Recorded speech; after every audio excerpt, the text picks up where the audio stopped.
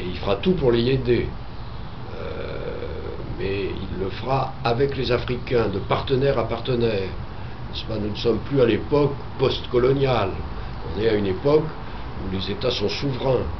Et il faut respecter la personnalité des chefs de l'État, qu'ils soient anciens ou nouveaux, peu importe. Et je crois que c'est dans cet esprit de partenaire à partenaire que doit se construire l'avenir des relations entre la France et l'Afrique.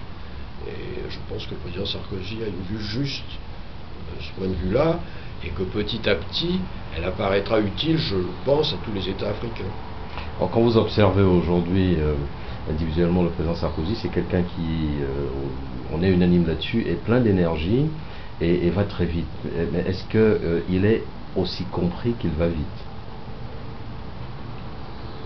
Mais il sent bien que le monde évolue très vite. Il a très bien mesuré ça, cette évolution très rapide du monde, et la nécessité donc d'adapter la France, mais aussi le reste du monde, à cette évolution qui, à certains égards, est très enivrante, mais qui, à d'autres, est inquiétante.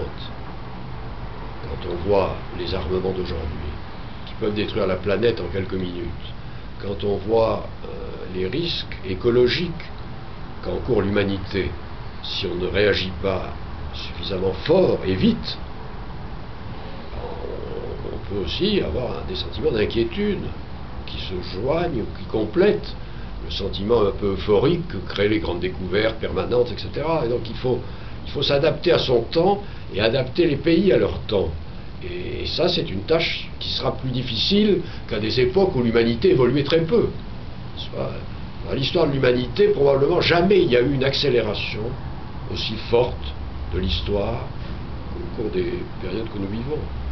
Alors si l'arrière-petit-fils, vous m'avez dit, l'arrière-petit-neveu de Dreyfus. Ma mère était la petite nièce de Dreyfus. Alors si cet arrière-petit-neveu aujourd'hui, si on un peu de politique fiction, on va dire qu'il est là. Est-ce qu'il aurait pu imaginer que plus tard son arrière-petit-neveu serait un homme politique et serait très africain?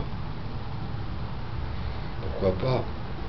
Vous savez, ce qu'il y a de commun entre les Africains et les Juifs, c'est qu'ils ont été à certains moments l'objet de xénophobie et de lutte contre leur entité, contre leur existence même. Il y a eu un racisme antisémite, il y a eu un racisme anti-arabe, il y a eu un racisme anti-noir. Et toutes ces minorités qui ont été l'objet de rejet à certains moments, toutes ces minorités, finalement, ont des points communs. C'est qu'elles veulent que tous les hommes, quels qu'ils soient, quelle que soit la couleur de leur peau, que tous les hommes aient droit à la même dignité. Et en cela, il y a des affinités probablement entre les Noirs et les Juifs, que moi j'ai ressenti depuis très longtemps. Et je me réjouis de voir que, par exemple, Simone Veil est avec moi présidente d'honneur de l'UDR, qui est un regroupement de Français d'origine africaine. C'est pas par hasard. C'est parce que nous luttons pour que tous les hommes aient droit à la même dignité. Et ça a été probablement dans ma vie le combat le plus important. Nous allons